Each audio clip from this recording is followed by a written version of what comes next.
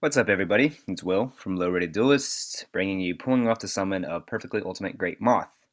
Now, Perfectly Ultimate Great Moth, he can only be special summoned by attributing one Petite Moth equipped with Cocoon of Evolution, and the Cocoon of Evolution had to be equipped to Petite Moth for 6 turns, which is an eternity nowadays, especially nowadays in Yu-Gi-Oh! So, basically just made the deck to bring out Perfectly Ultimate Great Moth. Like, it doesn't win. Like, the funny thing is that, like, I made a summoning Dragon Master Knight vid about this earlier. That deck was actually kind of pretty consistent, like alarmingly consistent. Like, I could at least summon him like 1 out of 3 times.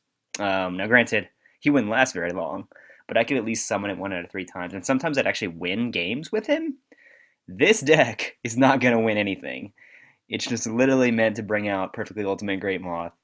And yeah, it was very very hard to do because I don't know if there's any cards that like speed up time. Like, in other words, if there's like a card you activate that's like, when you activate this card, 3 turns like go by. Like, because usually the way I like make these gimmick decks and stuff like that is I like type in like insect or something like that, and I discover these random like insect support cards or something like that. I don't know how to look up a card that like makes time go by. I don't know if there is something that exists, or maybe there's a way of like special summoning this guy, like ignoring his summoning conditions, but I don't know. Anyway, so I just basically built it around the way that it was like done in the actual Yu-Gi-Oh show.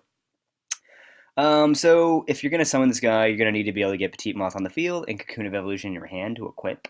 And there, I've like through a little bit of like reading, I've discovered there's a lot of cards that help you do that. For one, there's a great card called Howling Insect. When it's destroyed by battle, you can special summon one insect type monster with 1500 attack less from your deck to the field. So that's an instant Petite Moth on the field.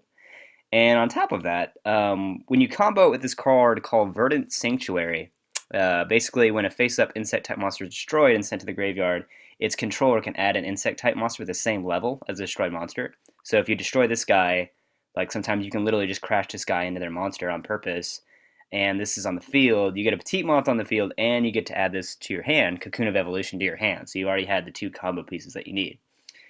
Unfortunately, like I would actually pull this off sometimes, but unfortunately, in the replays like that I'm going to be showing, that combo didn't get pulled off in those ones because like the other ones, the times that I did pull it off, my Petite Moth did not last 6 turns, unfortunately. So I had to, unfortunately, scrap those.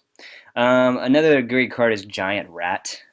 Basically, he enables you to go into any one of these monsters, including the barrier statue, which is great because like when they're summoning a bunch of monsters on you that have effects to get rid of your back row and to get rid of your monsters, it's really annoying. And barrier statue, the drought, prevents them from special summoning any monster but earth monsters, which is what my entire deck is. So it really helped me win a lot of time, or at least like last. But unfortunately, a lot of people quit as soon as they see the card, and which made me really really upset because sometimes I'd pull off the Verdant Sanctuary and Howling Insect combo, and I'd have my Moth on like turn 4 of Cocoon of Evolution, and they'd quit, and I'm like, no, I want to summon Perfectly Ultimate Great Moth.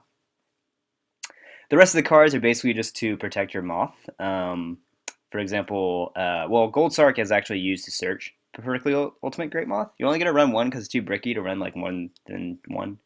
And this thing's got to incubate for like 6 turns, so Gold Sark's 2 turns.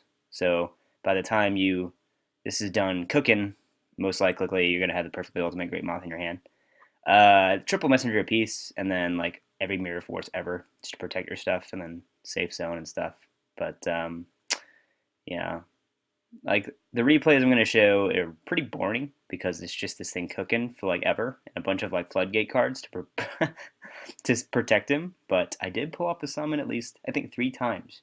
Honestly, I could have summoned it more, but too many people quit, and that makes me sad. I just don't think that people want a Perfectly Ultimate Great Moth summoned on them. Like, I guess it just makes them like think they're bad. I don't know. I remember one time in one duel, I should have saved it. In fact, I should have saved the ones where I lost because sometimes it'd be really entertaining because I get them to like turn 5 and then everything would happen. Like they draw MST or something like that. A dude actually set an MST like when this thing was at like turn 4, and then he waited for like my 6th turn on standby phase, and he MST my Cocoon. Like he just wanted to wait to do it, which made me really upset. But I mean, I do have a couple replays, and I did summon it, so I pulled it off. But yeah, comments in the suggestions if there are actually way better ways of doing this, because if there are, that'd be a lot cooler. But yeah.